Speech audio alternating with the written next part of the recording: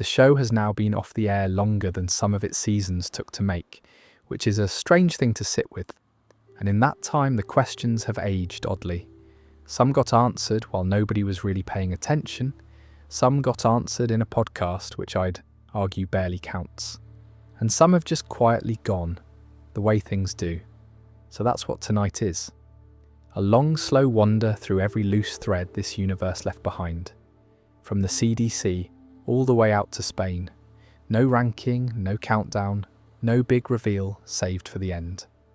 If you drop off in 20 minutes, you haven't missed anything, because there's nothing to miss. That's rather the point. If you fancy subscribing, lovely, it helps more than you'd think. And that's the last you'll hear about it. We'll be here a while. I've got the whole franchise to get through, and I'm in no rush whatsoever. So let's start somewhere sensible and see where we end up. Let's start with the one that isn't really a plot point at all. It's a decision somebody made in a room, years before most of this existed. Robert Kirkman was famously firm about this. The origin of the outbreak was never going to be explained. Not in the comics, not on television, not in a bonus issue, not ever. His reasoning was pretty straightforward, and I've always thought it was the correct instinct. The characters don't know. The characters are never going to know. They have no laboratories, no internet, no functioning government, no way of finding out. So if the audience knows something the people on screen can't possibly know, you've broken the compact a bit. You've made it a story about a virus rather than a story about people. And that's a different show. I agreed with him. I still mostly agree with him. And then World Beyond happened. For anyone who skipped it, and plenty of people did, World Beyond was the 2-season spin-off about a group of teenagers from the campus colony, and it ended with a scene tucked after the credits of the final episode. A woman in a laboratory in France, surrounded by the wreckage of an abandoned research facility, working on something. And in the course of that scene, the origin gets dropped, almost casually. It was made, it came from there, that's it, that's the answer, delivered in a stinger at the end of a spin-off a lot of the fan base never watched. Here's what always struck me about that. It wasn't controversial. I fully expected the internet to detonate, because this fan base will argue about the correct way to hold a machete, and instead the reaction was a sort of collective shrug. I think that's because the reveal only told us the postcode. It told us where and roughly how, and nothing else that actually matters. Because the real question was never where. The real question is why. Somebody built this thing. Somebody sat down with a purpose in mind. Was it a weapon? Was it research that went sideways? Was it something so unbelievably stupid and mundane that finding out would be a genuine anticlimax, which honestly might be the most realistic option? We don't know. Nothing in any of the shows has told us. The scene tells us that the people in that lab were desperate to stop it once it was loose, which is at least a hint that it wasn't meant to end up outdoors, but a hint isn't an answer, and I'm not going to pretend otherwise. And then there's the release. Accidental or deliberate? Those are two completely different stories about human beings, and the franchise has never picked one. Here's the detail that I think is genuinely funny, in a mild way. Daryl Dixon has now spent 2 full seasons in and around the country where all of this supposedly started. 2 seasons. He has walked past more French research infrastructure than any character in the history of this franchise, and the show has poked at that connection roughly twice, and then wandered off to do something else entirely. There was a whole storyline about a scientist and her work with the dead, and it fed into a villain's motivation, and it never once circled back to say, and by the way, this is the room where the world ended. I don't think that's a mistake, mind you. I think that's the show making the same call Kirkman made. It's just slightly odd to watch a series get that close to the thing and deliberately not look at it. So where does it leave us? The origin is technically answered and functionally still a mystery, which is a category I'm going to be using a lot tonight, because this franchise loves it. The odds of getting the full picture at this point are, in my opinion, very low. There's one show left running after this autumn, and it isn't going to stop and do a flashback episode about French virology. And you know what? I've come round to being fine with that. I spent years wanting an answer. Then I got a third of one and realised it didn't change a single thing about how I felt about the show. Rick still lost his family. Carol still buried people. The lab doesn't touch any of that. There's a related question underneath all this that gets asked less often, and I think it's actually the more interesting one. Not where it came from, how fast it went, because the collapse in this fiction is extraordinarily quick. We're talking weeks. A man goes into a coma and wakes up to an entirely finished world, with the hospital already emptied and the bodies already in bags in the car park and the military already withdrawn. Fear the Walking Dead spent its whole first season on that period, and even there, from first strangeness to complete failure of civil order is a matter of days in some places. Now, for that to work, you need transmission that outruns any possible response, and the mechanism we're given, which is that everybody is already carrying it, does explain a great deal. It means you don't need person-to-person spread at all. You need one triggering event, and then every ordinary death everywhere becomes a new problem simultaneously. Hospitals become the worst place on earth, care homes, anywhere people were already dying at a normal rate. That's genuinely clever, and it's the kind of thing you only appreciate on a rewatch. The reason the world ends in a fortnight isn't that the infection spread fast, it's that the infection was already finished spreading before anybody noticed it existed, which raises the next thing. And this one has never been addressed anywhere. When? How long had everybody been carrying it before the first person got back up? Days? Years? Was there a period where the entire population of the planet was already compromised and going about its business perfectly normally? That's a properly unsettling idea, and no show in this franchise has ever gone near it. I'd also note, and this is a small thing but it stuck with me, that we've never been told whether animals are affected. Horses, dogs, deer, the tiger in the third act. They die normally. They stay dead. Nobody has ever explained why a pathogen that operates on human brainstems has apparently no interest in any other mammal. And the show is entirely right not to bring it up, because the moment you do, you have to have an answer. I'd also gently point out that the characters themselves stopped asking years ago. There's a stretch early on where working out what happened feels urgent to people, and then it just stops being a topic, which is probably the most realistic thing about it. One last thought on this before I move on. There's a school of opinion that the origin doesn't matter because the show was never about that, and I've argued that position myself. But I've come round to thinking there is one version of the answer that would genuinely change things, and it's the boring one.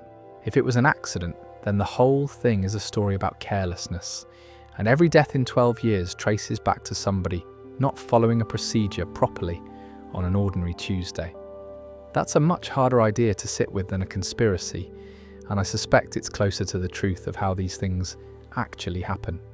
Anyway, since we've started at the very beginning of the world, we might as well stay in the early days for a bit, because season 1 left rather more lying around than people remember. Picture the shot, Jenna leaning in, hand on Rick's shoulder, saying something we don't hear, and Rick's face doing that thing Andrew Lincoln's face does, where you can watch a man decide to carry something on his own. That whisper sat unresolved for a full season. People had theories, elaborate ones. I remember forum post diagramming what it could have been, and the actual answer, when it came in the season 2 finale, was that everyone is already infected. You don't need to be bitten, die of anything at all, a heart attack, a fall, old age, and you get back up. Brilliant reveal. Genuinely one of the best things the show ever did, because it reframes every death that came before it, and every death that came after. But it created a question that the franchise eventually returned to. How did Jenna know? Think about what that conclusion actually requires. You need multiple subjects who died without being bitten. You need to have observed reanimation, in a controlled setting. You need enough of a sample that you're confident it's universal rather than a fluke. That is a serious body of work, and it happened inside a building that, by the time Rick's group arrives, is down to one exhausted man and a computer that's about to set fire to itself. Somebody did that research. We never learn who or when or what else they found while they were at it. And that leads into test subject 19, which is the bit of season 1 I find myself thinking about most. TS-19 was Jenna's wife. She was the one who insisted on being documented as she died and turned, so that the process could be recorded properly. That footage, the brain scan with the lights going out, and then a small, horrible flicker of something coming back in the brainstem, is still one of the most effective things the show ever put on screen, and it's presented as her final contribution to research that we're never told the shape of. What was she actually trying to establish? What did the CDC think it was going to be able to do? Was there ever a treatment attempt, or was the whole facility just a very expensive recording device by that point? Fun detail that I only clocked on a rewatch. Jenna's building is running on a countdown to decontamination the entire time, and nobody in the group notices until Jenna tells them. That is such a specific and human piece of writing. The last functioning arm of the American government is 30 minutes from immolation, and our heroes are having wine with dinner and arguing about hot water. While we're in this era, there are a few smaller things worth putting on the table, and I'm going to keep them short because they're minor, and I don't think any of them are coming back. The Vartos, that whole group from the 4th episode, the ones who turn out to be protecting an elderly care home, run by Guillermo, who Rick briefly believes are a gang. Lovely episode, sharp little bit of storytelling about assumptions. And then that's it. Atlanta gets overrun eventually, and we're told nothing about what happened to those people or the residents they were looking after. I've always assumed the worst because the show generally rewards assuming the worst, but we were never shown. Morgan.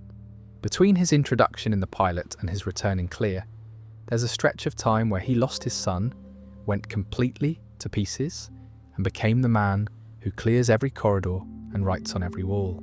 We got the outline of that in dialogue, and it was devastating. We never got the detail, and honestly, I don't want it. Some gaps are better as gaps. And Merle's hand, he cuts it off on that roof, cauterizes it, and disappears, and the hand stays behind for the group to find.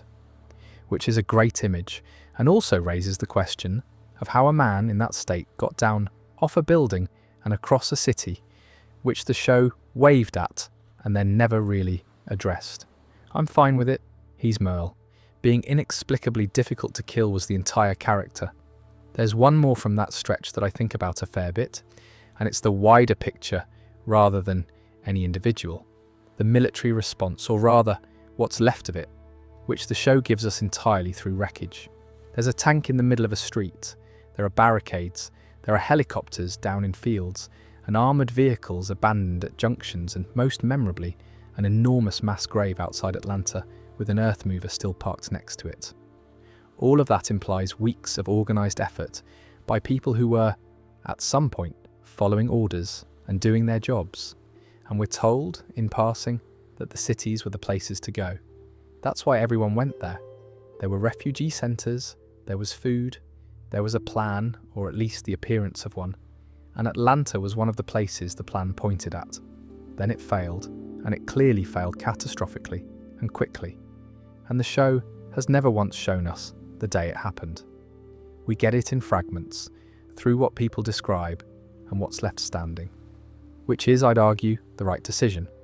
A big set piece of Atlanta falling would be spectacular, and it would also make the world smaller, because you'd know exactly how it went. Fun detail, the napalm. It comes up more than once that the cities were burned deliberately, from the air, with people still in them. That's an enormous thing to establish, and the show mentions it the way you'd mention roadworks. Somebody, somewhere in a chain of command, gave that order.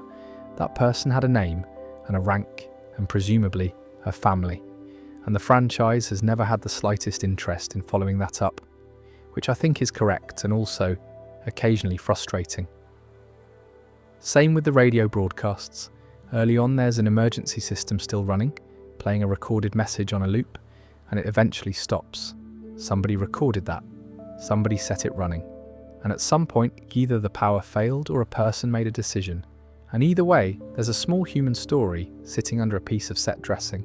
The first season is only 6 episodes long, which people forget. 6. And it establishes an entire world, a full ensemble, and about 4 separate threads that the franchise was still pulling on a decade later. That's a remarkable ratio of setup to runtime. One more, and it's the sort of thing you only notice if you've watched the first season an unreasonable number of times. Rick's hospital. He wakes up in a facility that has clearly been the site of something extremely bad, with barricades, gunfire damage, and a set of doors chained shut with a warning written on them. And the show never tells us what was on the other side of those doors, or who wrote the warning, or how long they lasted after they did. It's a piece of set dressing that implies an entire siege, and it's on screen for about 8 seconds. None of these are burning mysteries.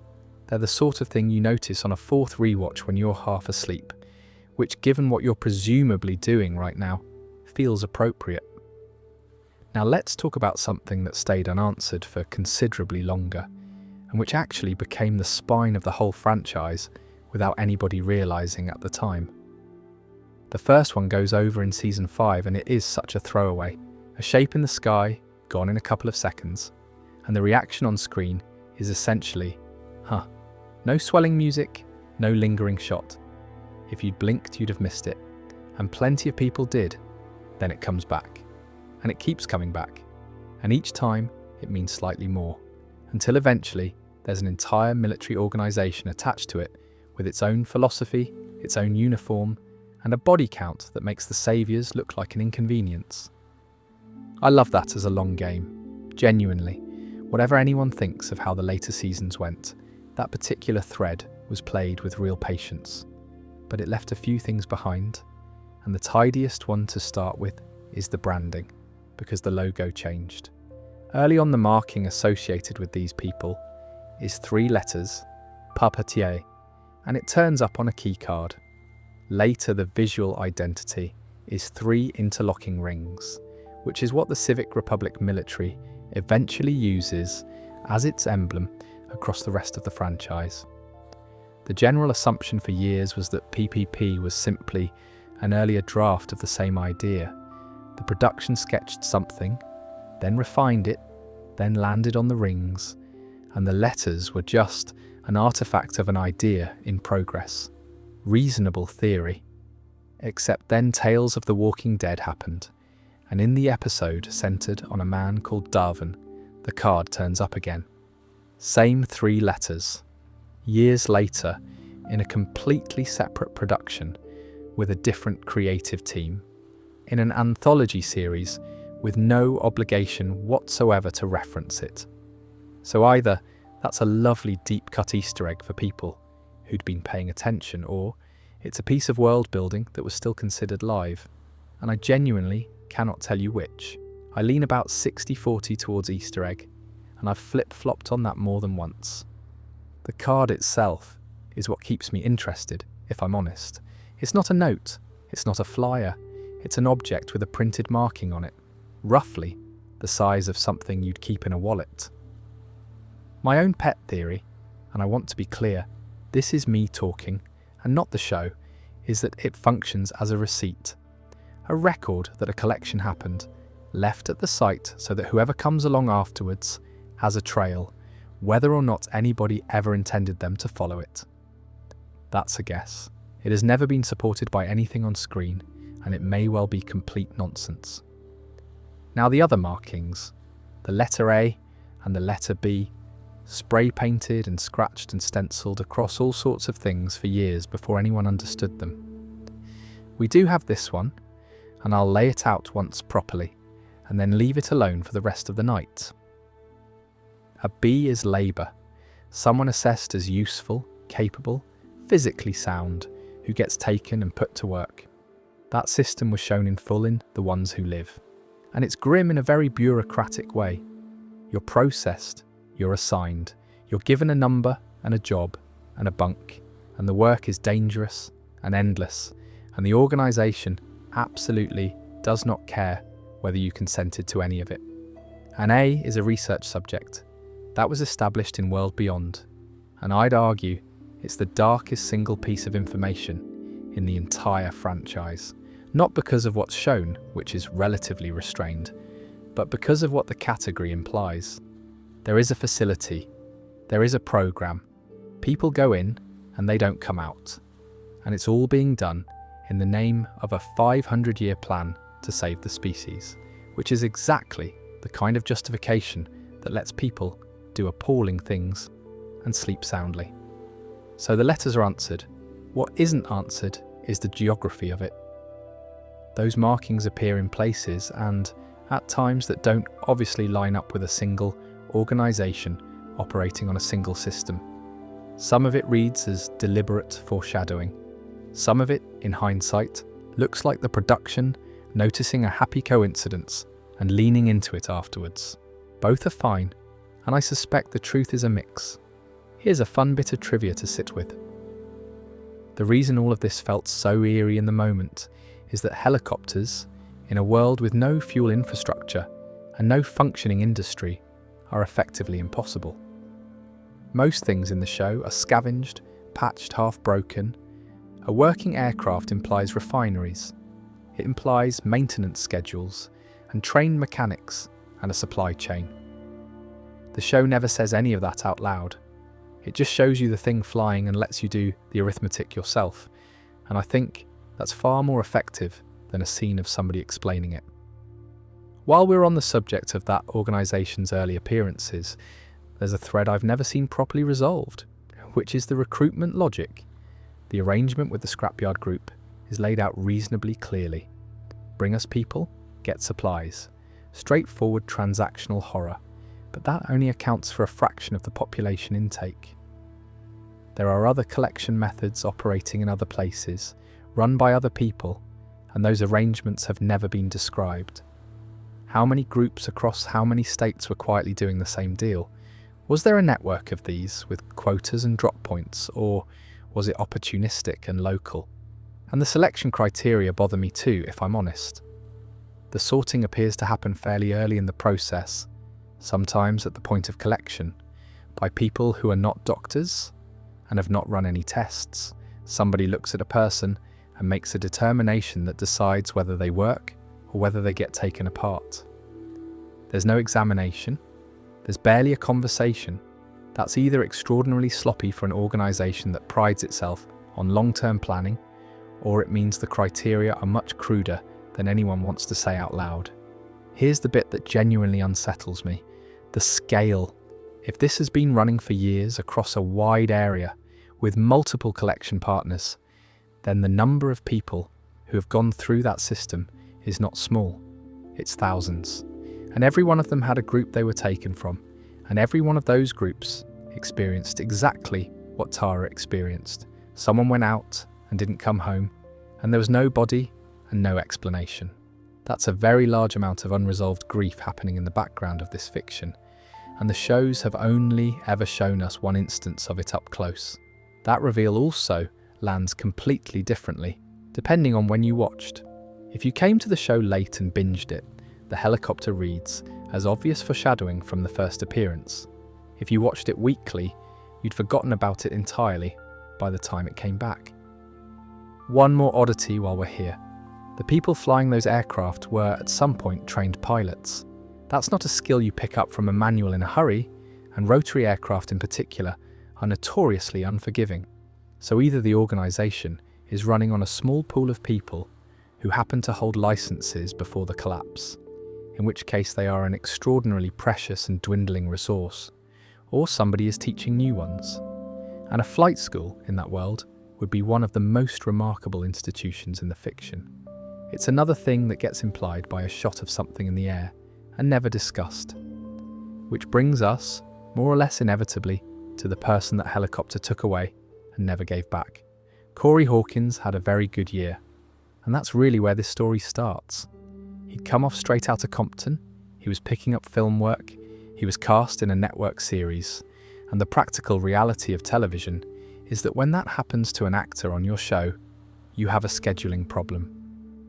Everyone involved has been fairly open about this. He wasn't written out because the character had run his course. He was written out because the man had a career happening. So Heath goes out on a supply run with Tara. They get separated in a horrible mess of a sequence involving a pier and a very large number of walkers. Tara ends up in the water, and when she eventually finds her way back to where they'd been, Heath is gone, the vehicle is gone, and there's a card on the ground. That's it. That's the last we ever see of him. What makes it stick in people's heads, I think, is that the show doesn't treat it as a death. Nobody grieves him. There's no body, no arm, no bloodied jacket. He's just absent, and then the series moves on to other things, and the absence sits there for years quietly bothering everyone. And the fan base would not let it go, which I respect enormously. Producers got asked about it in interview after interview, convention after convention, for the better part of a decade. Eventually, Angela Kang gave an answer. In an interview with Business Insider, she confirmed what a lot of people had already worked out, which is that Heath was taken by Jadis and traded on. Her framing was that this had been the intention in the writer's room, more or less from the moment they knew Hawkins was leaving. They had a mechanism sitting right there, a group that collects people and hands them over in exchange for supplies. Somebody vanishes near their territory. You don't need to spell it out. And here's my problem with that, said with affection. An interview is not the show. I don't think that's a snobbish position. If the only place a piece of information exists is in a press conversation, then it isn't part of the text. Millions of people watched every episode of this franchise and never read that interview. And for them, Heath is still just a bloke who went out for supplies and never came home. That's not a resolution. That's a footnote. And even taking the interview entirely at face value, it stops exactly one step short of the thing anyone actually wants to know. He was traded. Fine. Traded as what? Because that determination decides whether he's alive. If he was assessed as capable, then he spent years doing dangerous manual work for an organisation that regards people as inventory, and he might still be walking around out there. He was a decent, level-headed, physically fit man in his 30s. If you were sorting people by usefulness, he's an obvious pick. If he went the other way, he didn't survive it. And it wasn't quick. Nobody has ever said which. Not on screen, not in an interview, not in a tie-in comic, not anywhere. What really seals it for me is the missed opportunities, and there have been several. World Beyond spent 2 full seasons inside that world, in and around those facilities, with characters actively investigating what happens to the people who get taken. Nothing. The ones who live put Rick Grimes personally inside the organisation for years, working alongside other people who had been collected in exactly the same way Heath was. It would have cost the production nothing. A name on a list, a face in a work detail, 1 line of dialogue, and there was nothing beyond an obscure PPP Easter egg. Scott Gimple said at one point that we'd see him again. That was a long time ago now, and there's been no sign of it since, and I don't think that was a lie so much as an intention that ran out of runway. So my honest read, and I'd love to be wrong about this, is that Heath is done. It's the rare case where the answer exists, is publicly known, is almost certainly correct, and still leaves you with nothing. Which is a slightly frustrating place to land. But there we are.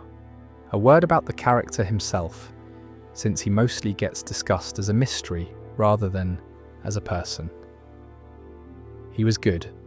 That's the annoying part. He arrives with the Alexandria intake. He's one of the few people in that community with actual outside experience, and he's got a very specific function in the story that nobody else was doing. He's the one who names what's happening to the group. There's a conversation with Tara where he says out loud that he doesn't want to become the kind of person this world produces, that he can feel it happening and that he's frightened of it. Nobody else was saying that. Everybody else was busy becoming it. That's a properly useful character to have in an ensemble, especially in the seasons where the moral drift was the whole point. And he vanishes right before the stretch of the show where that question becomes most acute.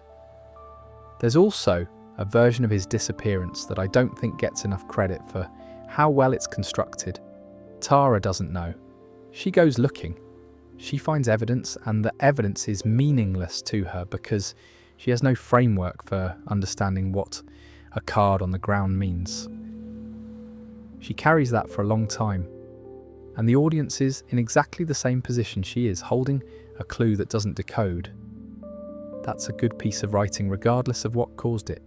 It's just that a good piece of writing normally leads somewhere, and this one leads to an interview 2 years later. This is the clearest example of a pattern this franchise has. The questions people care most about are almost never the ones the writers considered load-bearing. Nobody in that room thought they were creating a decade-long mystery. They thought they were writing an exit. His group had connections, and that's the part that keeps this one alive for me. He was tied into Alexandria properly, with people who would notice and people who would ask. In most communities in this fiction, a person vanishing is absorbed and moved past because there's no capacity to do otherwise. Alexandria had capacity. Alexandria had a reasonably functional society and a leadership that took stock of its own. And still nobody mounted a search because by that point the community had considerably larger problems arriving at the front gate. That timing is either careful writing or a very convenient accident. He's not the only one either. There's actually a whole category of people this show simply stopped mentioning, and some of them are considerably harder to explain than a scheduling conflict. There's a specific flavour of disappearance this show does, and once you notice it, you can't stop noticing it. Nobody dies, nobody says goodbye. A character is simply in one episode and then not in any of the following ones, and the script never acknowledges the gap. Georgie is the queen of this. She turns up in season 8 in an episode called The Key, and she is unlike anything else in the show up to that point, immaculately turned out. Travelling with 2 silent bodyguards, interested in trade, but the trade she wants is knowledge. She hands Maggie a document she calls a key to the future, which is essentially a manual for rebuilding basic civilization using pre-industrial methods. Windmills, water systems, grain milling, the mechanics of how a society stands itself back up without electricity. That is such a good idea for a character. Everyone else in this world is thinking about the next week. She's thinking about the next century. And then Maggie leaves the series, and the explanation given later is that she went off with Georgie to travel between communities and help them build, which is lovely. And when Maggie comes back, Georgie has gone somewhere west and hasn't been heard from since. Jane Atkinson, who played her, got asked whether she'd return and gave one of my favourite non-answers in the history of press junkets. She couldn't possibly tell you, delivered with the sort of expression that says absolutely everything and legally commits to nothing. That was 2018. I want to be gentle here because I like the character enormously. But that tease is old enough now to be in school. 8 years. The most plausible route for a return was always Fear the Walking Dead, given the westward direction and where that show was set. And Fear finished in 2023 without so much as a mention. There's no obvious door left open. I'd put it very low. And it's a shame because of all the dangling characters, she's the one whose reappearance would actually change something. She was the only person in the entire franchise with a concrete plan for what comes after survival. Then there's Virgil, which is a stranger case entirely. He's introduced on an island, he's a mess, he does something genuinely unforgivable to Michonne, and then spends the rest of his time trying to be better than that. He gets a very good episode with Connie, trapped in a creepy house. He turns up again in For Blood, staying behind at the house to look after the children, while everyone else deals with the incoming herd. And the last thing we see is somebody taking his arm and walking him up a flight of stairs. That's the end. Not the end of the episode, the end of the character. The very next episode picks up on the same day, in the same location, with the same people, and he isn't there and nobody mentions him. I've never seen a satisfying explanation for it, and the actor has been fairly quiet on the subject. The obvious assumption is a scheduling matter, the same as Heath, and I'd guess that's it. But at least Heath got a card on the ground. Virgil got a staircase. A few others belong in this bracket, and I'll go quickly because they're smaller. Keith and the last of the Whisperers. After Alpha and Beta are gone, there's a remnant group, and Keith takes over, and he tells Carol they're not going to be what they were. Then he walks off into the trees with 4 people, and that's that. I've always found this one quietly interesting, because it's the only version of that group that got to choose what it wanted to be, and we never see the result. Annie next, and I'll be careful here. Negan's wife is a substantial presence in the back half of season 11, and then simply isn't in the finale and isn't mentioned in it either. The in-universe explanation people default to is that a pregnant woman sensibly did not join a pitched battle, which is fair enough. Her story has been picked up since, over in Manhattan, and I'm not going to go into the detail of that here because we'll get there properly later on. Just noting that at the point the mothership ended, she'd evaporated, and the general population problem, which nobody talks about. The sanctuary had hundreds of people in it. Hilltop had a full community. Alexandria was a functioning suburb. Over the last few seasons, those numbers thin out dramatically, and it is never really addressed, because addressing it would mean paying a lot of background artists. That's television. It just means that, if you actually count, the world empties out considerably faster than anyone in it seems to notice. A couple more before I move on, because there's a slightly different category here that's worth separating out. Not people who disappeared, but people whose stories were closed off screen. Morales is the strangest example in the whole show. He's in the pilot. He's part of the original Atlanta group, with a wife and 2 children, and they go their own way early on because they've got family in Birmingham. That's it. Gone for years. And then, extraordinarily, he turns up again in the 8th season, on the wrong side of a conflict, at which point we learn he lost his family, and it broke him, and then he's killed roughly 40 seconds later. I've never quite known what to do with that. As a piece of structure, it's fascinating. As a payoff for a 7-season absence, it's a bit of a shrug. And the actual fate of his wife and children, which is the emotionally significant part, is delivered in a single line of exposition by a man who is about to die. Then there's Oceanside, which had a genuinely interesting premise sitting under it. An entire community with no adult men, because they'd all been killed, run by a leadership that had decided the correct response was to shoot every stranger on sight. That's a proper moral position, and the show did engage with it for a while. Then the community becomes essentially a location that gets mentioned, and by the end, it's just another name on a list of allied settlements. And Cindy, in particular, who was set up as somebody with a real perspective on all this, ends up with very little to do. The thing all of these have in common, and I say this with genuine affection for the show, is that an ensemble of that size eventually develops a gravitational problem. Screen time flows towards whoever the current story needs, and anyone standing outside that gets thinner and thinner until they're not really there. It's not a mystery, it's arithmetic. The other thing I'd note is that this problem gets significantly worse in the last 3 seasons, when the cast is enormous and the running time isn't. There simply wasn't room. You can watch characters get squeezed out of frame in real time. There's one final name I want to put on this list, mostly because I don't think anybody talks about her. Heath's disappearance takes Tara somewhere specific, and she comes back from it changed.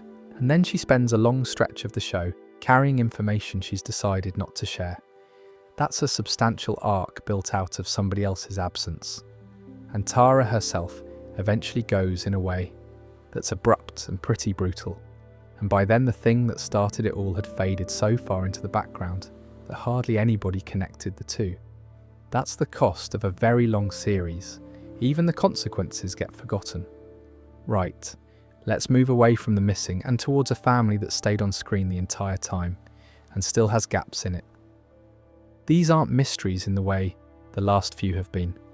There's no organisation involved, no conspiracy, no marking on a wall. They're domestic. They only start to look like questions when you write them down. The obvious one is Judith. The show has never said, on screen, in dialogue, who her biological father is. It has come extremely close. Laurie's own uncertainty is textual. Rick's acknowledgement that he knows and that it doesn't change anything is one of the best short scenes he ever got. But the actual statement of fact does not exist anywhere in 11 seasons. And I've come round to thinking that's deliberate and correct, because the moment you say it out loud, you've turned it into a plot point. And the whole meaning of it is that it isn't one. Rick decides she's his. That's the answer. That's the entire thematic engine of the character.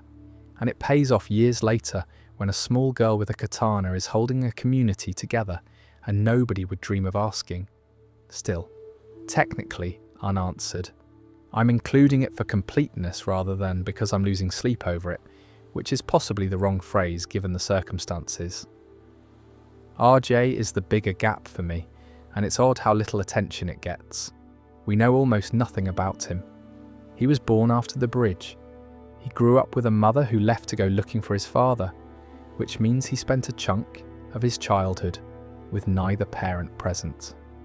He calls Rick the brave man, based on a story he's been told by his sister about a person he has genuinely never met.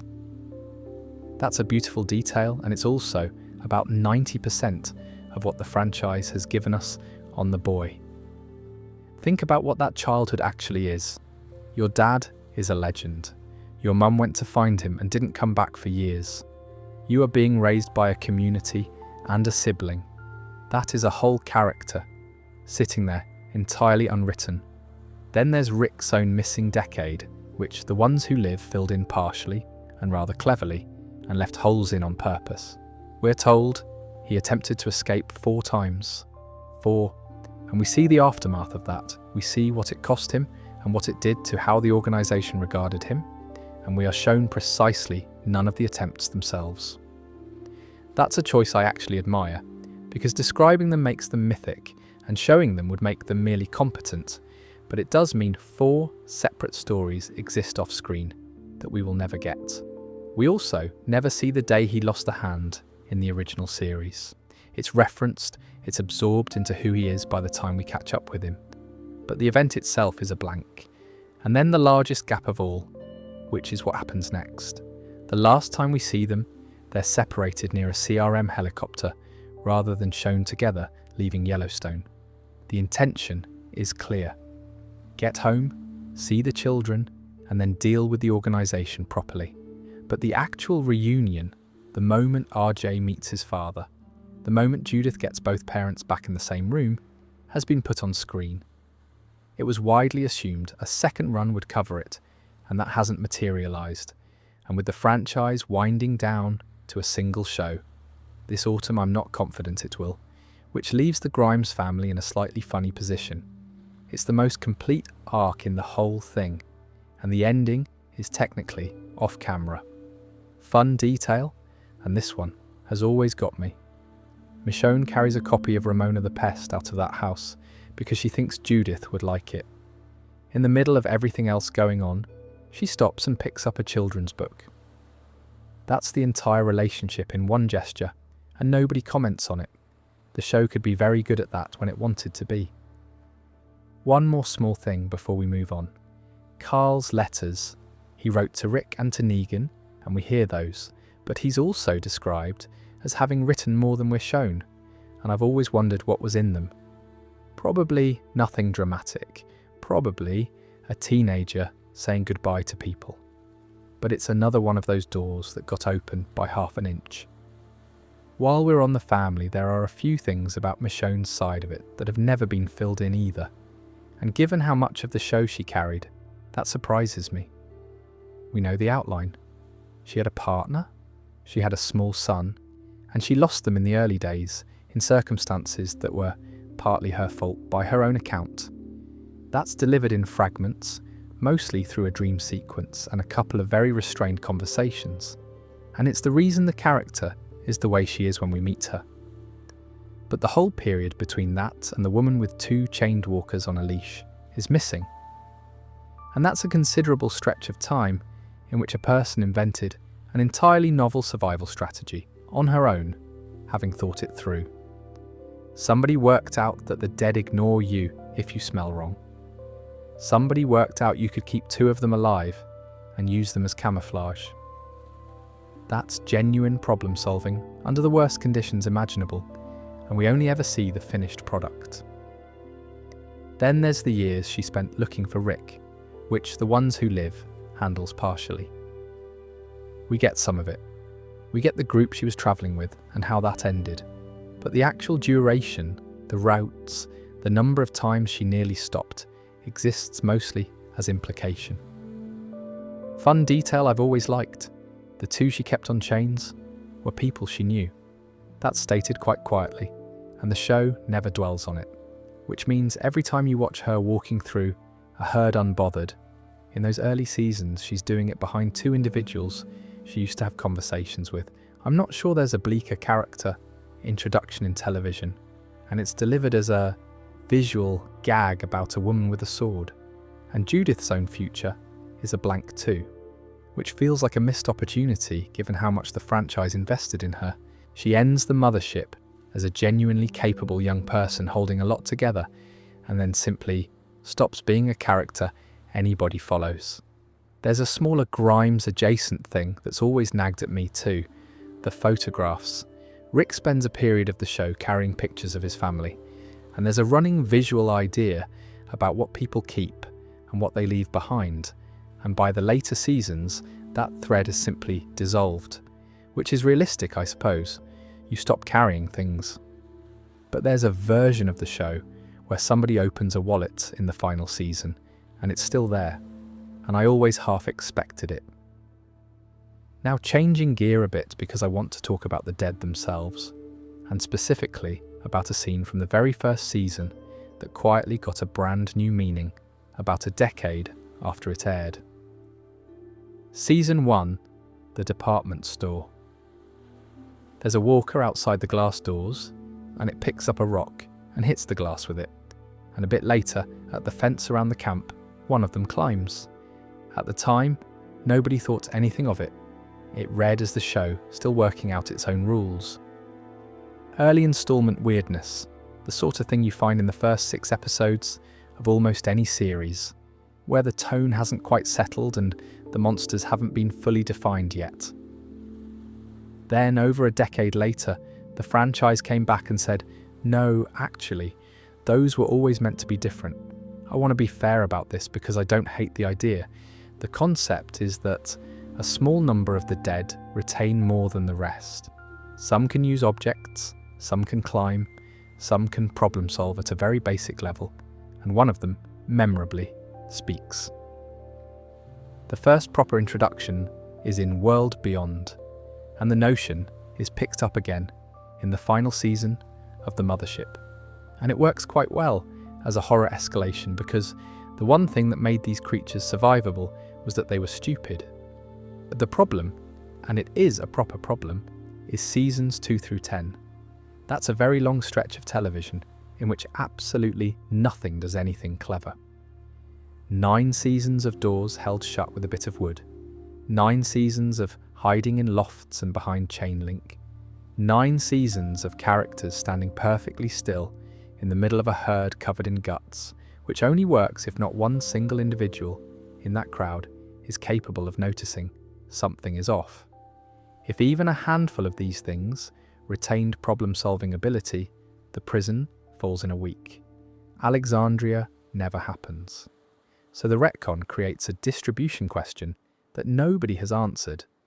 Why are there apparently a few in Atlanta at the very start, none at all for the better part of a decade across a huge geographical area, and then a fresh batch in the final stretch. Is it regional? Is it a strain thing? Is it something that develops over time in a small percentage? In which case, why does it take 10 years and then arrive all at once? Nothing. Not a line. It's presented as a discovery rather than an explanation, which means the characters get to be shocked and the audience never gets the mechanism. And then it gets more complicated because Europe has its own version. Over in France, Daryl runs into two things that don't behave like anything back home. There are the burners, which are corrosive, and getting hold of one does damage that a normal bike doesn't. And there are the ones that move fast, which is a different problem entirely, because the entire tactical logic of this world is built on the assumption that you can outwalk the dead if you keep your head.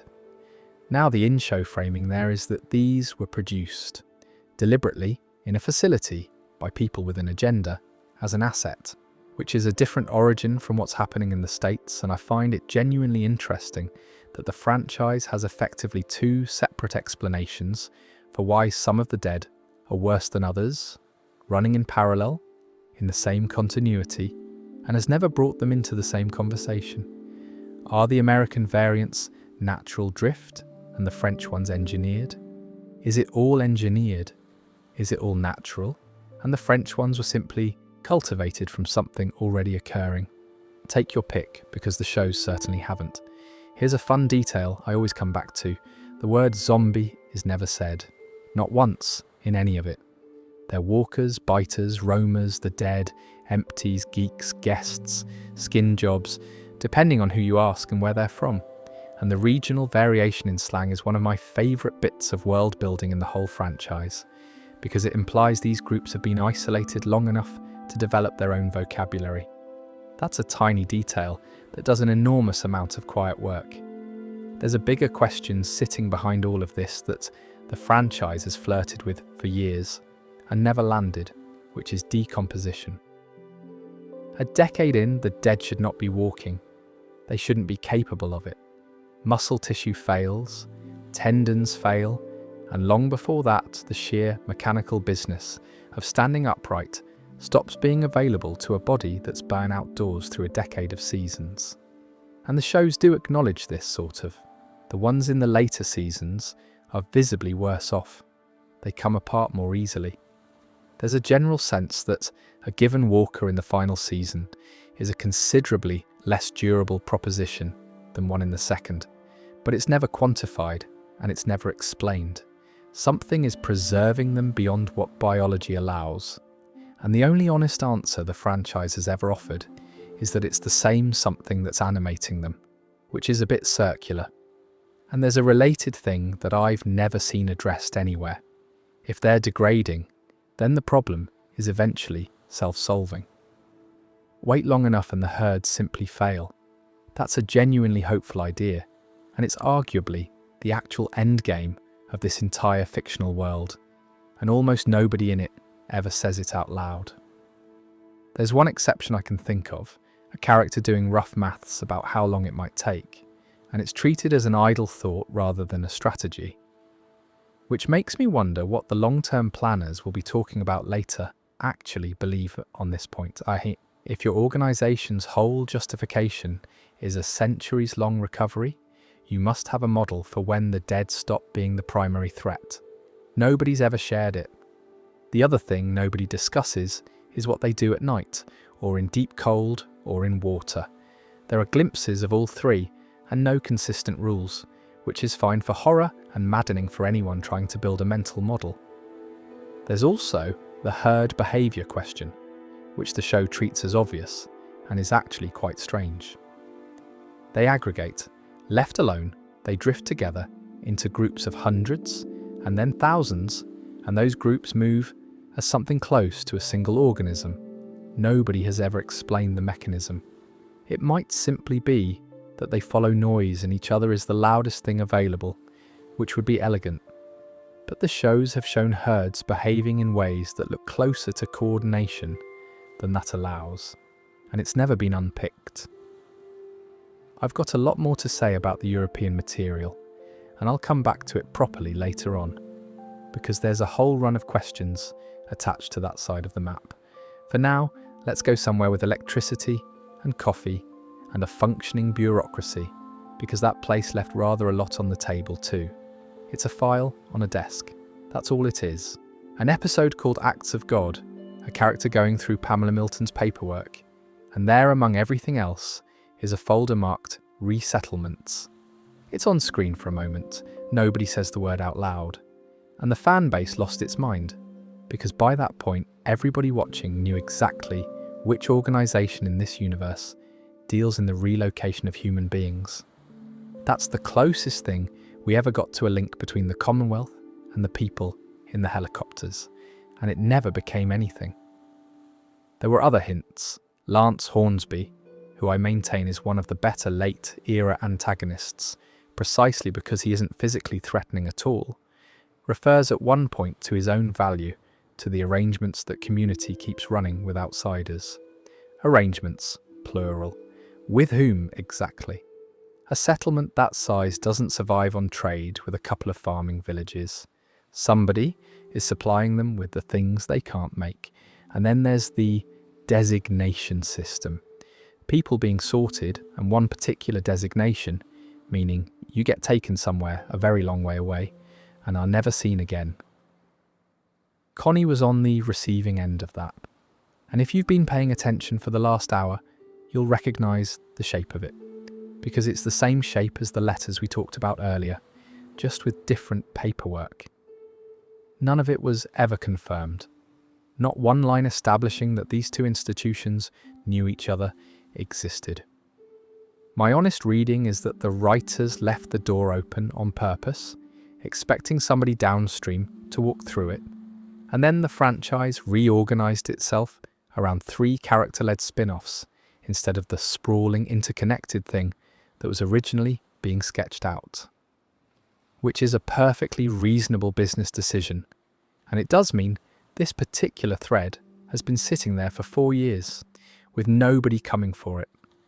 The bigger frustration for me isn't even the link, it's the aftermath. Because here's a thing I'd genuinely like to know. What happened to the Commonwealth? It's the largest functioning society we ever spend real time in.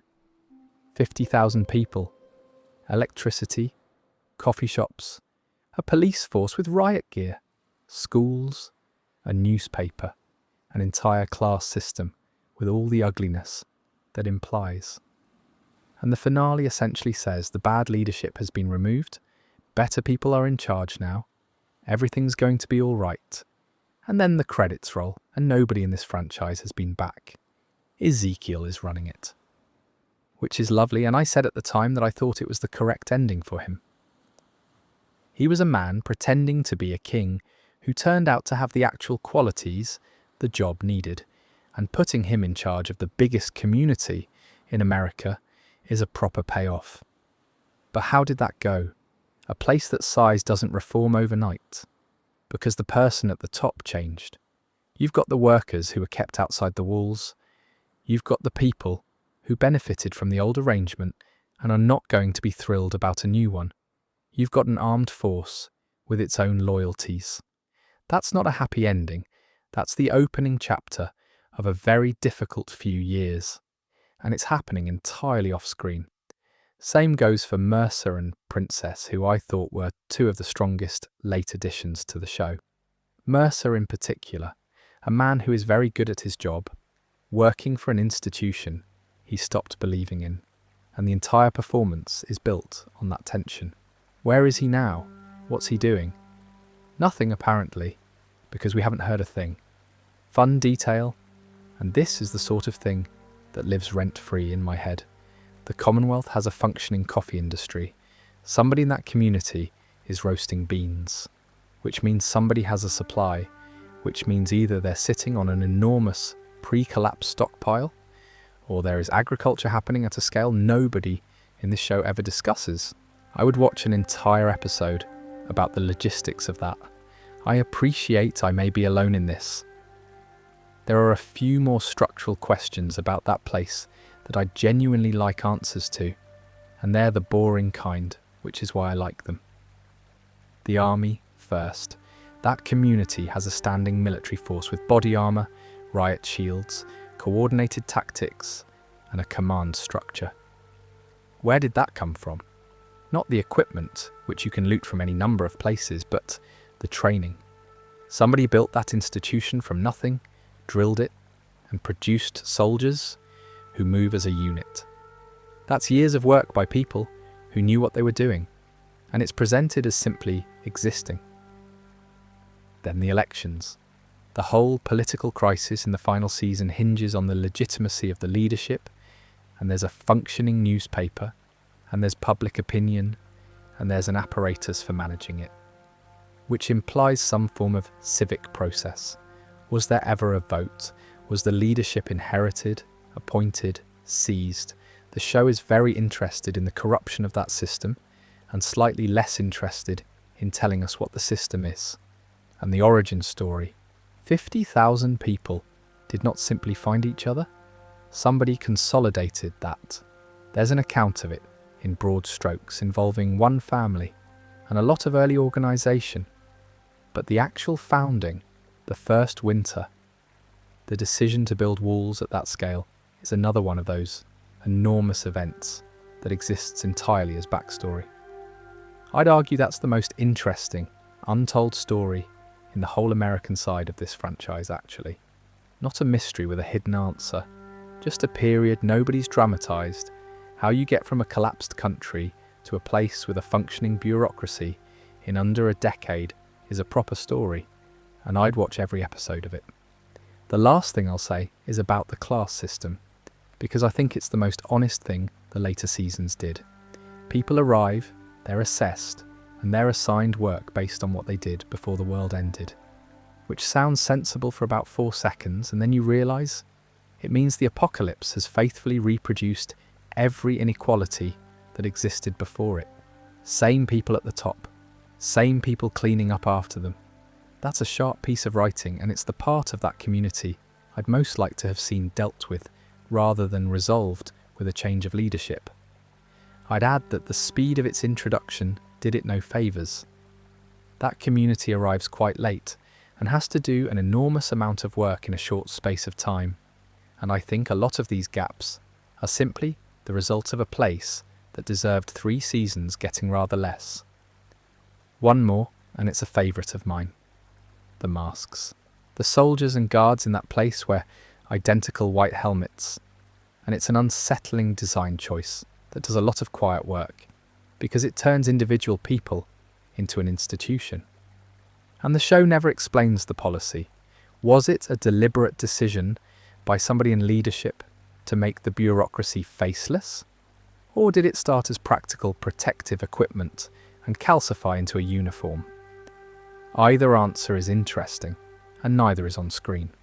Anyway, since we're on the subject of large institutions with more resources than they have any right to, let's talk about the biggest one of the lot. Let's be fair to the miniseries first, because it answered more than people give it credit for. We got the whole Jadis story, every bit of it, how she went from the scrapyard to a uniform, what the arrangement with her group actually was, why she made the choice she made, and what she thought she was buying with it.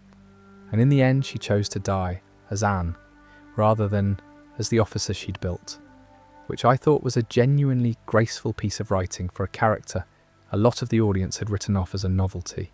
We got the truth about how Rick was taken, not abducted from the bridge by mysterious strangers, found half dead on a riverbank by somebody who knew him, and handed over, and then kept in place by a threat against everyone he loved. And we got the echelon briefing, the thing that had been referred to in hushed tones across 2 shows, finally delivered, in a room, by the man at the top. So credit where it's due. That's 3 long-standing questions closed properly, on screen in the text, which is more than a lot of things on tonight's list can claim. Now, what it left. The single biggest one, and I don't think this gets talked about nearly enough, is Portland. There were 3 allied cities. That was the arrangement. 3 surviving population centres, coordinating, keeping each other going. One of them was Omaha, One of them was the Civic Republic, and the third was Portland. Omaha's fate we know, and it's horrifying, and it happens for reasons that make complete sense within that organisation's logic, and no sense at all within any recognisable morality. We watched that play out. Portland was never mentioned again in any meaningful way. Think about that. An entire allied city of tens of thousands of people, set up as one of the three pillars, holding the whole arrangement together, and the franchise simply stopped referring to it. I still find that baffling. Did it survive? Did it get the same treatment? Does it know what happened to Omaha? And if it does, what did it do about that? There's a whole series in that question, and instead there's just silence. Then there's the Civic Republic itself, which I'd call the strangest gap in the entire universe. And I say that having just spent an hour listing gaps, because it's the destination that everything points towards, and we have essentially never been there. We've seen a park. Genuinely, that's the bulk of it. A pleasant green space with a food stand where two people have a conversation. We know there are around 200,000 people. We know the military isn't permitted to operate inside the city, which is a genuinely fascinating rule, and nobody has ever unpacked it.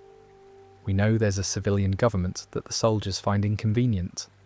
And that's about the lot, which I find slightly mad. The largest surviving concentration of human beings in this fictional world, and it's a rumour with a skyline. The 500-year plan is in a similar state. We're told it exists. We're told the scope of it is enormous. We're given a fragment of the reasoning, which is essentially that the survival of the species requires some very ugly arithmetic in the short term, but the actual document, the actual plan, the specifics of what year 300 looks like, has never been laid out. What's the target population? What's the reclamation strategy? What are they doing with the research? And has any of it worked? Because that's the question that hangs over all of it, isn't it? All those people processed into a program. Did any of it produce anything? Was there ever a result? Or is it a machine that consumes people and generates paperwork? Nothing, and I don't expect that to change. The reason is that after the mini-series wrapped, the organisation stopped being the through line of the franchise. The remaining shows are about people in Manhattan and people in Spain. Nobody's flying to Philadelphia to check the filing cabinets. My honest view, the organisation as a threat is finished, and I'm at peace with that. But as a piece of world building, it's about 40% built. And I think that's the single largest, unfinished structure this franchise is leaving behind. A few smaller things from that side of the map that never got closed. The consignee system itself has a detail in it I've always found chilling in a very quiet way. People taken into labour are told, quite openly, that the arrangement has a term.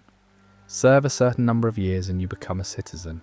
And the shows eventually establish that that's true. Whether anybody has ever actually completed the term and walked into the city as a free person, or whether it's simply the thing you say to make people cooperate for a decade. That's the sort of question you can't ask from inside the system, which is precisely why it works. Then there's the leadership. The man at the top is a genuinely well-constructed antagonist because he's entirely sincere, and the material makes it clear that he's been in position a very long time. But the organisation around him, the succession, whether there's a council or a chain of command above the military, is left vague. We're never quite sure whether we've met the actual authority or a very senior employee of it. And the civilian government question is the one I'd most like a straight answer to. The military isn't permitted inside the city. That's stated, which means there is a civil authority that has successfully imposed a limit on an armed force with helicopters and no meaningful external constraints. That is an extraordinary piece of institutional design, and it means the most interesting political story in this fiction is the tension between those two bodies, which we have seen almost none of. There's also the matter of what the rest of the population knows. 200,000 people going about their lives with schools and food stands and parks.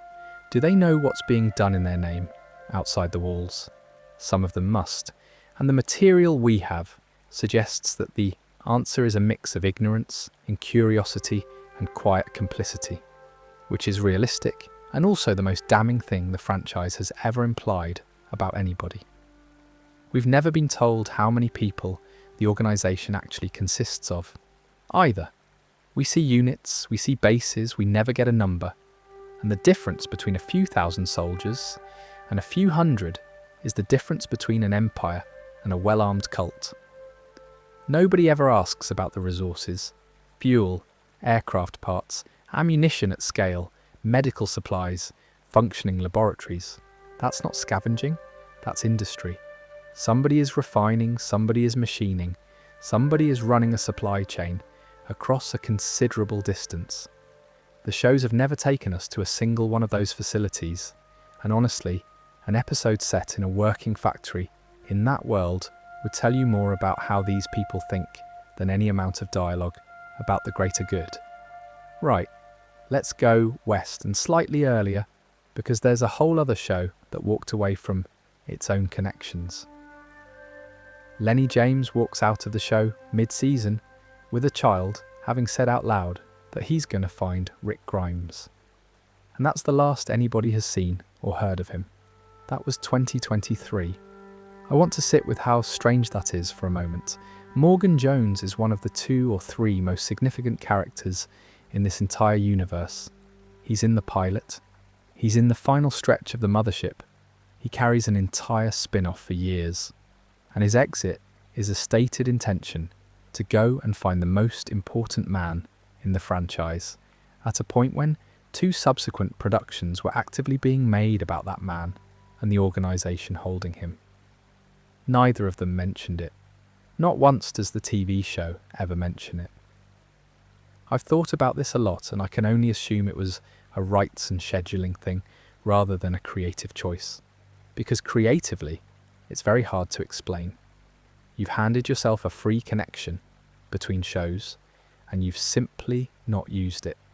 So somewhere out there, in the timeline, there's a man wandering the country with his daughter looking for someone who was, at that point, on a completely different part of the map, having his own extremely eventful decade. Fear had a habit of this, if I'm honest. It kept opening doors into the wider universe and then closing them. The clearest example is the pilot. There's a defector, a woman who flies for the organisation and walks away from it, and she ends up in a relationship with Althea, who is a journalist obsessively recording testimony on videotape.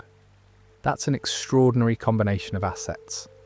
You have an insider with operational knowledge, and you have a documentarian with hundreds of hours of interviews.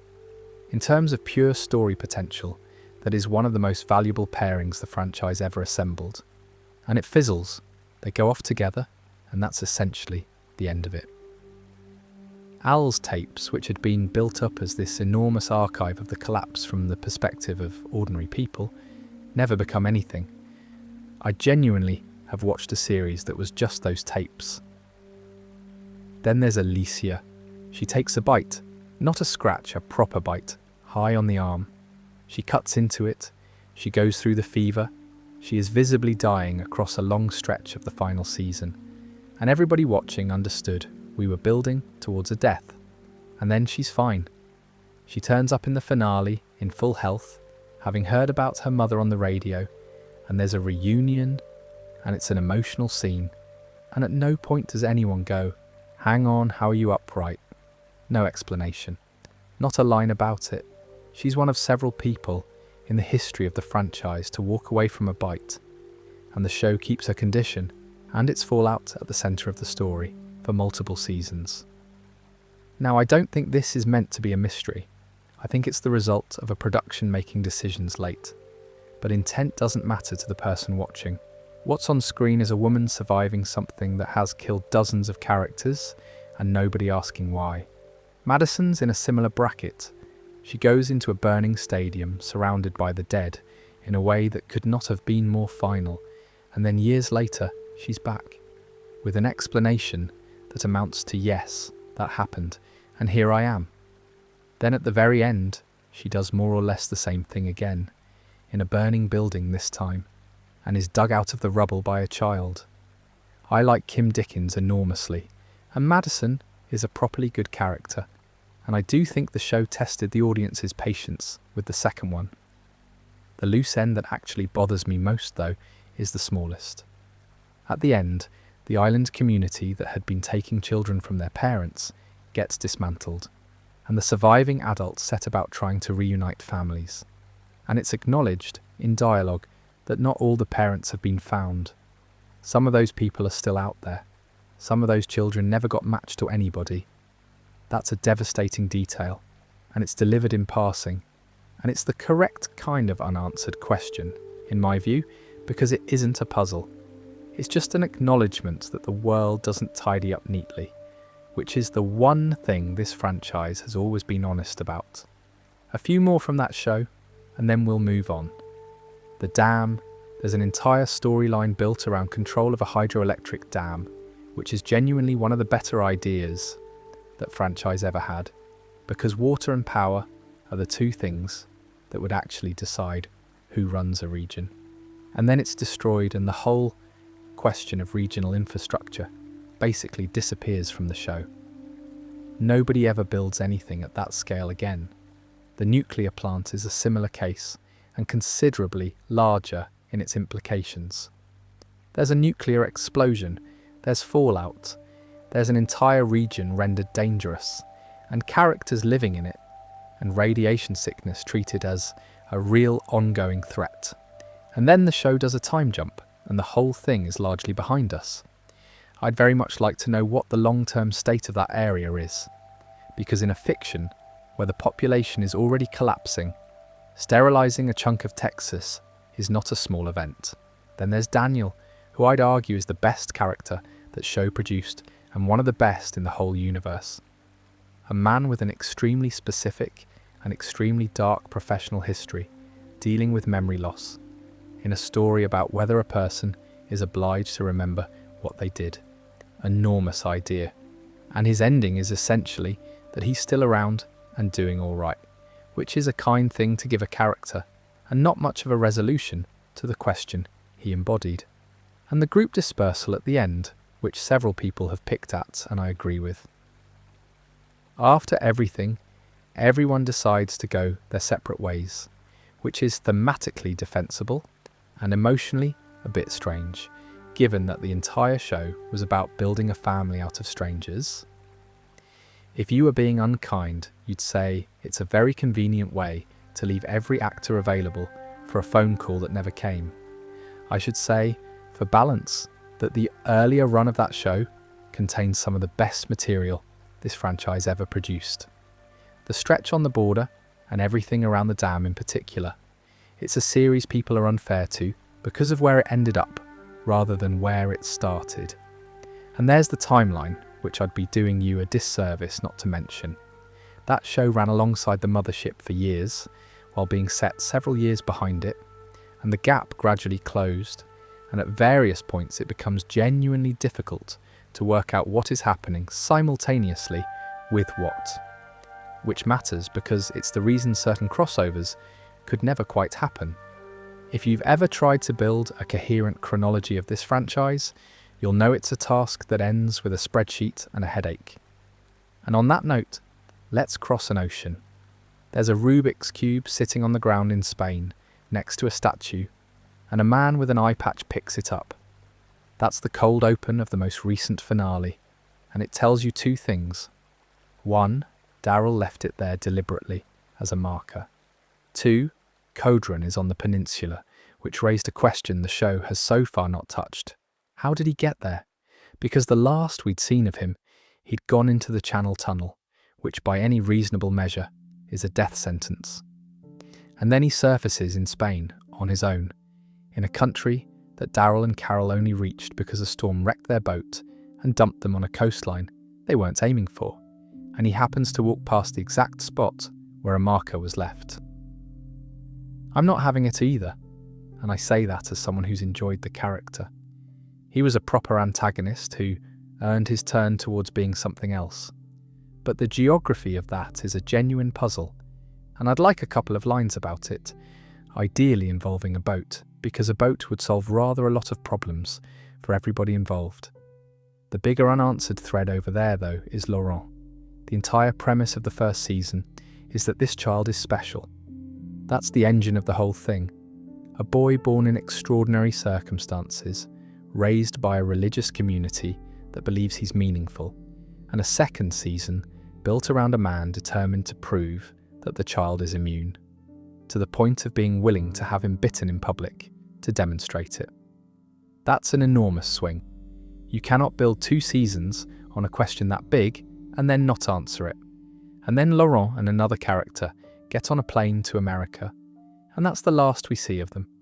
And the show moves to a different country and starts a new story about a different set of people. So, is he immune? Is he anything at all?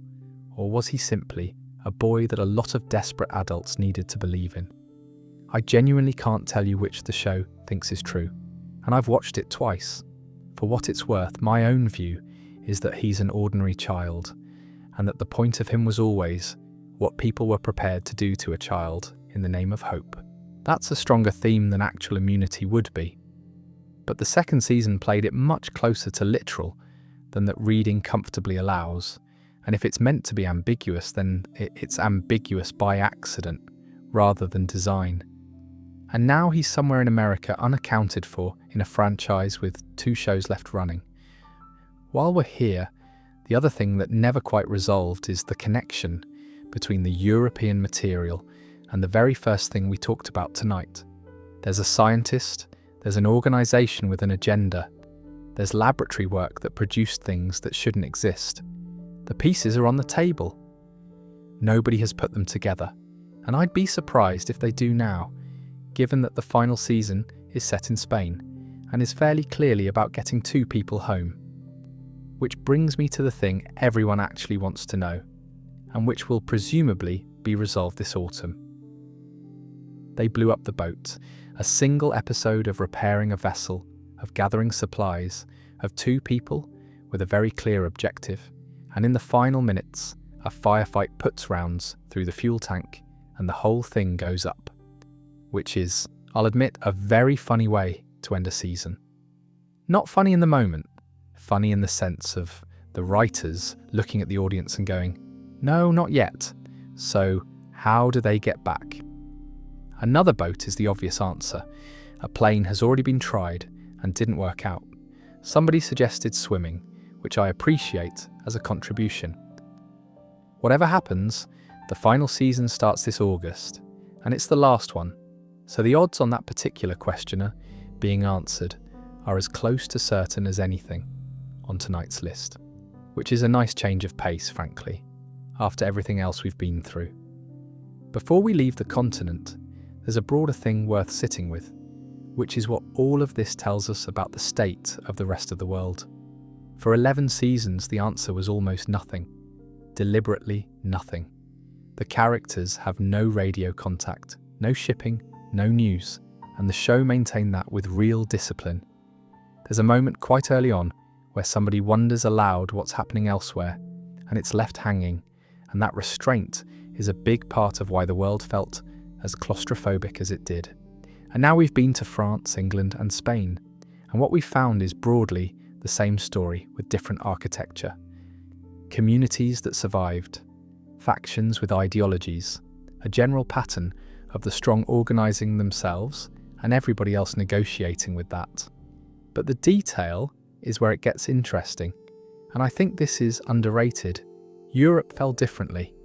There are settlements with a genuinely different relationship to the dead, including religious frameworks built around them. There's an aristocratic arrangement in Spain that's essentially a restored monarchy, complete with ceremonies that young women participate in and that are exactly as grim as they sound. Nobody in America built anything like that, which suggests that what a society becomes after the collapse depends enormously on what it was before it. And that's a genuinely thoughtful piece of world building that I don't think the franchise gets enough credit for. What we still don't have is anywhere else. Asia, Africa, South America, Australia. Not a word. And realistically, we're not getting one, because Dead City is set in Manhattan, and Daryl Dixon's latest season is set on the Spanish coast, and there isn't time, fun detail. The way the show handles language is one of my favourite things about the European material. Daryl doesn't speak French, so for the first stretch, the audience is stuck in exactly his position, catching about a third of what's going on. That's a proper commitment to a point of view, and I was surprised they held it as long as they did. The European shows have also looked considerably better funded than a lot of the later Mothership seasons. Real locations, real scale. Whatever else is true, that side of the franchise has been given room to look expensive. The crossings themselves have never been properly explained, and that's the one that nags at me. Getting a person across an ocean in this fiction should be close to impossible, and it has now happened several times in both directions, by boat and by air, with varying amounts of hand-waving. Whoever is maintaining the infrastructure that makes that possible is doing something remarkable, and the shows have generally treated it as a plot requirement rather than an achievement. Now, let's go back across the Atlantic to a city with no bridges out. There's a gap in the timeline here that I don't think gets enough attention, and it's a big one. The mothership ends with a jump forward, and everyone's in a reasonable place, and Negan is living quietly with Annie, and there's a child on the way. Then the Manhattan story picks up some years later, and the situation is entirely different. He's with Annie and their unborn child. He's got a completely new set of problems. There are people from his past turning up who have no business being alive. What happened in between is largely unaccounted for. We've had pieces of it, delivered in flashback and in dialogue, and the general shape is clear enough. But there's a period of years there in which a man's whole life came apart, and most of it exists as implication. I find that genuinely interesting rather than annoying, for what it's worth. Negan has always been a character defined by the version of himself he's currently performing, and leaving chunks of his history offstage suits him. You never quite know how much of what he's telling you is true. That's the character. Then there's the Croat, and I'll be honest, this is my favourite unanswered thread in the whole Manhattan side of things. He was a saviour. He was there, in that community, under that leadership, and something happened to him that turned him into the person we meet. We get an account of it.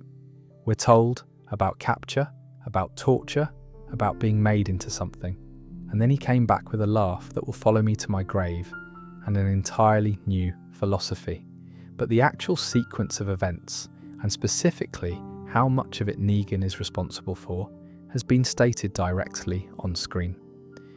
Which I suspect is deliberate, because the whole relationship between those two only works if neither of them, and neither of us, is entirely certain who did what to whom.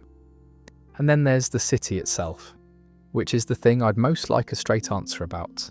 Manhattan is sealed, the bridges went, the tunnels flooded, and what's inside is a genuinely brilliant piece of world building, because it's the only place in this franchise where you get vertical horror, the dead in the buildings, the dead who fall, an island where the population never dispersed because it couldn't, so the density is simply beyond anything on the mainland. Who made those decisions? Was it a coordinated evacuation attempt, or a panic, or a military call? Was there a plan for the people left behind? There's a whole story in the fall of that island, and we've only ever seen the aftermath. Now, the current season. It started yesterday, as of when I'm recording this. So I'm going to be sensible about that, and not go anywhere near it, for two reasons. One, most people listening won't have watched it. Two, anything I say about a season that's one episode old is going to look ridiculous in about 6 weeks.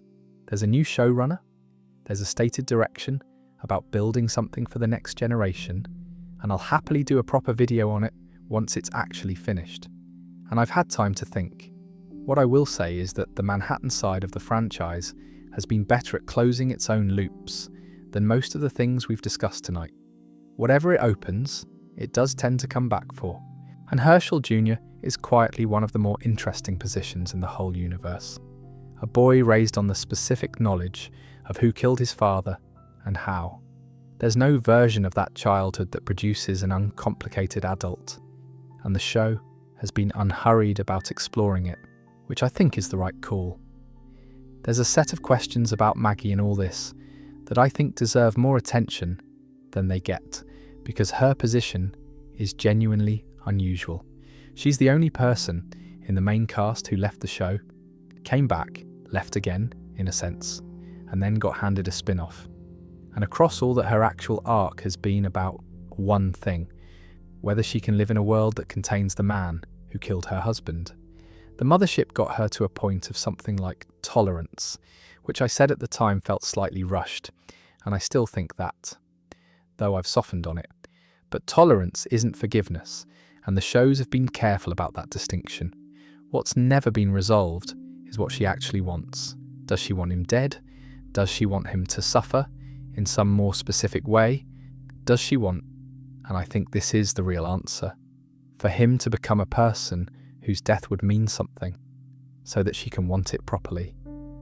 That's a very complicated thing to put at the centre of a series, and I'd argue it's the most interesting relationship in the entire franchise for exactly that reason.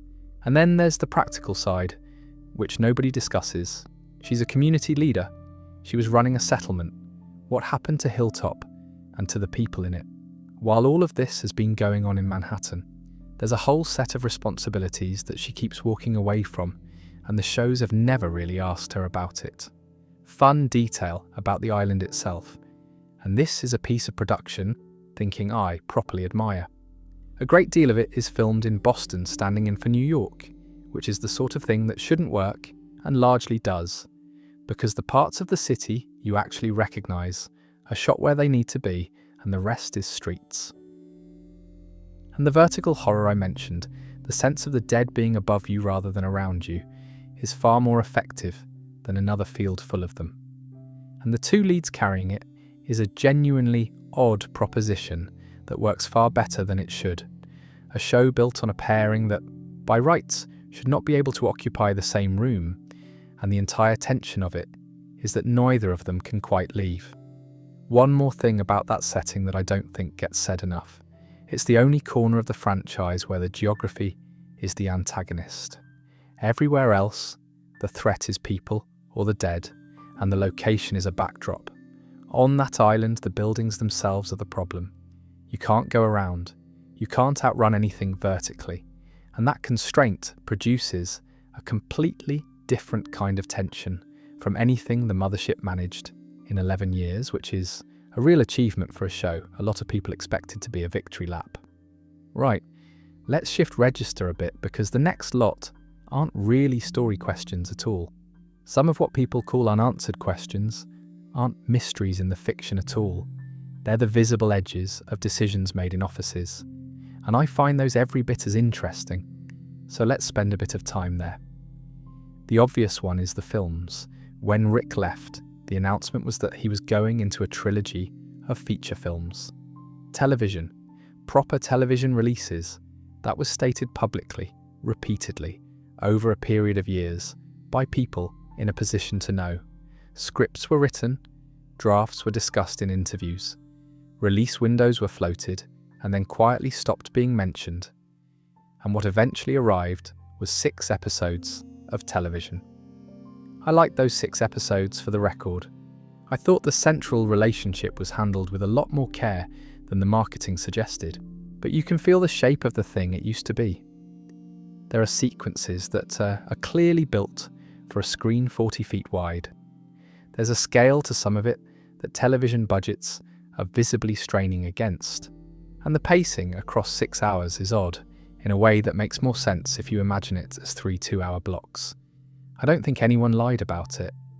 I think the film business changed underneath the project, and a plan that made sense when it was announced stopped making sense, and everybody adapted. That's not a scandal. It's just the reason a story that was meant to be enormous ended up being intimate. Then there's Carol, which is the one I still find slightly baffling, The original announcement for the European show had 2 names on it. Then one of them wasn't in it, and the explanation given at the time was to do with the practicalities of relocating to France for an extended shoot, which is entirely fair, and I've no reason to doubt it. Then she was in it after all from the 2nd season, and the show restructured itself around getting her there. So the 1st season is a story about a man alone in a strange country, which is a good story, and then the show becomes the thing it was originally going to be. It worked out. But there's an alternate version of that 1st season sitting in a drawer somewhere, and I'd love to read it. World Beyond is the other one, and I've been quite hard on it tonight, so let me be balanced. It was commissioned as 2 seasons, and that was the plan from the outset, which sounds tidy, except that it was also carrying an enormous amount of the franchise's connective tissue. The nature of the organisation, the research programme, the fate of an allied city, the origin stinger. That's a lot of load-bearing material to put into a show aimed at a younger audience that a substantial chunk of the core fan base never watched. The result is that some of the most important information in this universe lives in the least watched corner of it. That's not the show's fault.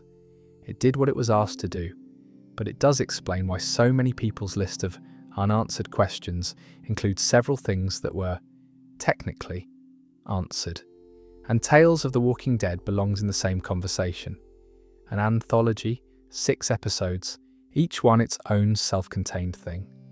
A couple of them were excellent. It seeded at least one detail we talked about earlier tonight, and it opened threads in a couple of the others, and then there wasn't a second run, and those threads are simply where they were left. Here's the thing I keep coming back to with all of this. A franchise this size is not one story. It's a series of business decisions that a lot of talented people then try to make into a story afterwards.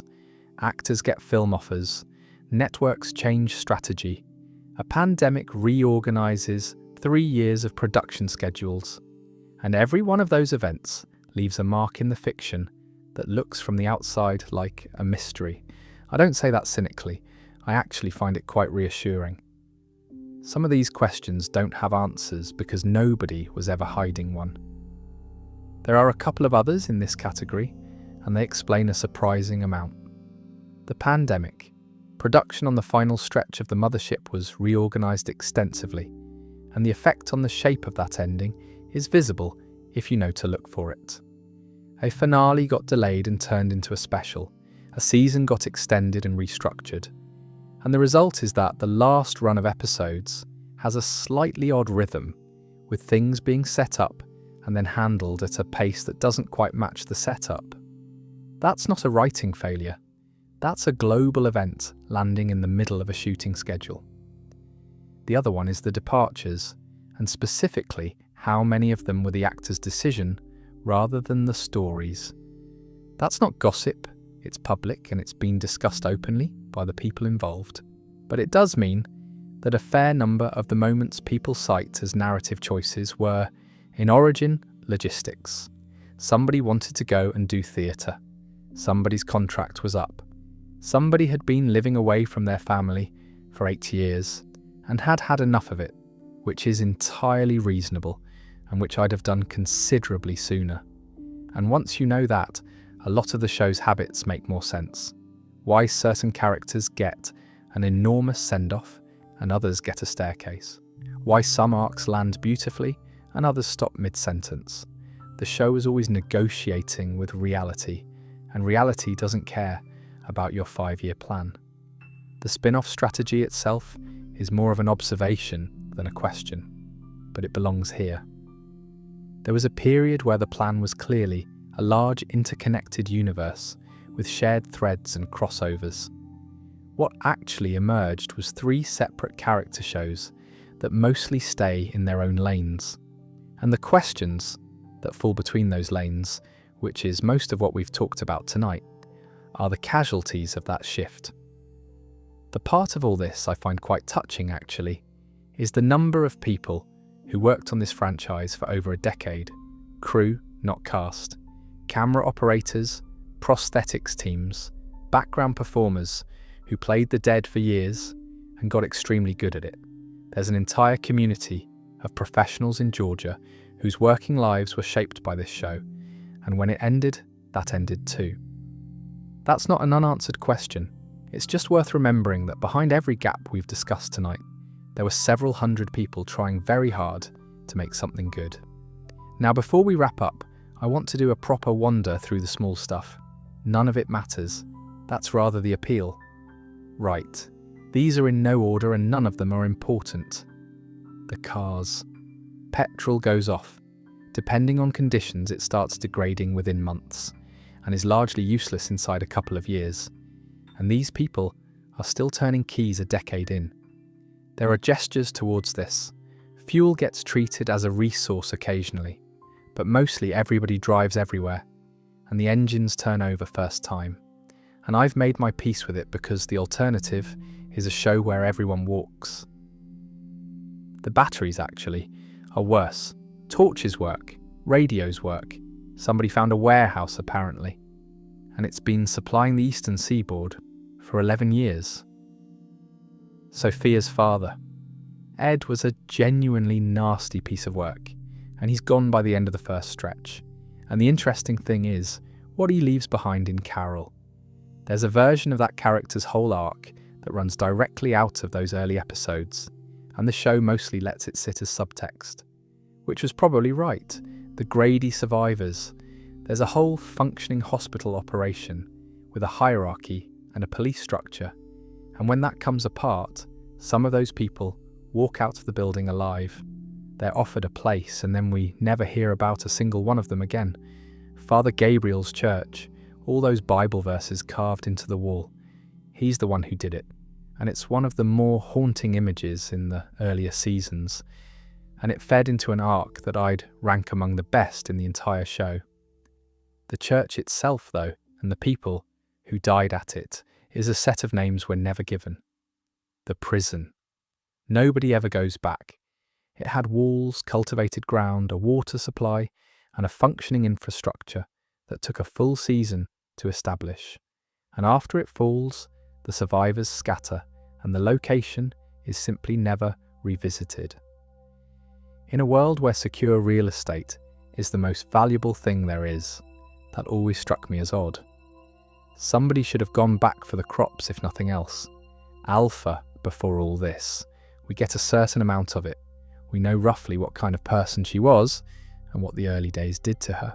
But the specifics of how a woman becomes the founder of a philosophy that involves wearing the dead and how she convinced the first few people to go along with it is largely left alone. The recruitment pitch for that must have been extraordinary.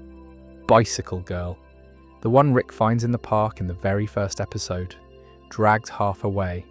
Still reaching, he comes back and puts her down and apologizes to her. Nobody knows who she was. That's the point, and it's still the single most effective thing the show ever did in under 2 minutes. The horse. First episode, Rick rides into Atlanta on a horse, and the horse does not survive the trip. I bring this up because a surprising number of people cite it as their most upsetting moment in the entire show. And honestly, fair enough. What everyone did about winter. Georgia's mild, but they spend time considerably further north, and the practical business of heating buildings and storing food through a cold season is almost never dealt with. There's one memorable stretch in the snow, and that's about it, whether anyone tried to leave. Not internationally, we've covered that. I mean, whether anyone in the American communities ever seriously proposed going somewhere remote and just sitting it out. An island, a mountain. There's a lot of empty country, and almost nobody in this franchise ever suggests using it. And the tiniest one, which I think about more than is reasonable. In the first season, Glenn is introduced while hiding in a tank, and he's clearly been doing this a while. And there's an entire period of him running supplies into a dead city on his own before any of the main group turns up. That's a whole story. We got one man's competence and never got the months that built it. A few more, since we're here and there's no hurry, The ammunition. There's a whole cottage industry of people online counting rounds fired against rounds, plausibly available, and the numbers do not work. And at one point the show does address it by having a community set up its own manufacturing, which I appreciated enormously, because it's exactly the sort of unglamorous detail that makes a world feel inhabited. Dental work. Nobody in this fiction has a toothache. 11 years without a dentist, and the entire cast has an immaculate smile. I'm not complaining. I'm simply noting that of all the things that would end you in that world, an abscess is quietly near the top of the list. Glasses. There are characters with visible prescriptions, and no optician anywhere. What happens when you break them? Presumably you go through every chemist within 40 miles trying frames until something helps, which is a genuinely bleak little errand nobody has ever had to run on screen. The dogs. There's a dog. There have been several dogs. And in a world with that many loose predators and that little food, the domestic animal population should have crashed almost immediately and then gone feral. Instead, we get one extremely well-behaved companion animal, and I'm not going to interrogate it because I'm glad he's there. Music. Almost nobody plays anything, aside from Beth playing her guitar. There's a guitar occasionally, and one or two lovely moments built around it, but for the most part these communities do not seem to have a culture. No plays, no bands, no storytelling traditions, which is odd because that's, historically, one of the first things people rebuild. The one exception is a place with a working radio station and a newspaper, and that's part of why it feels so different from everywhere else. Books, similar. There's a library at one point, and it's treated as a resource for useful information, as well as a thing anybody still reads for pleasure. Given how much time these people spend waiting, I'd have expected the recreational reading rate to go through the roof. And the last one, which is my favourite because it's so small. Nobody is ever bored. Nobody is Across the whole run I can count on one hand the number of scenes where a character has nothing to do and is visibly fed up about it. In reality, the apocalypse would be about 90% tedium, and a show that leaned into that would be unwatchable. So I understand entirely. It's just the largest gap between this fiction and anything that would actually happen. And the very last one. Nobody ever seems to properly grieve. There are enormous exceptions, obviously, and some of the best material in the whole show is somebody sitting with a loss.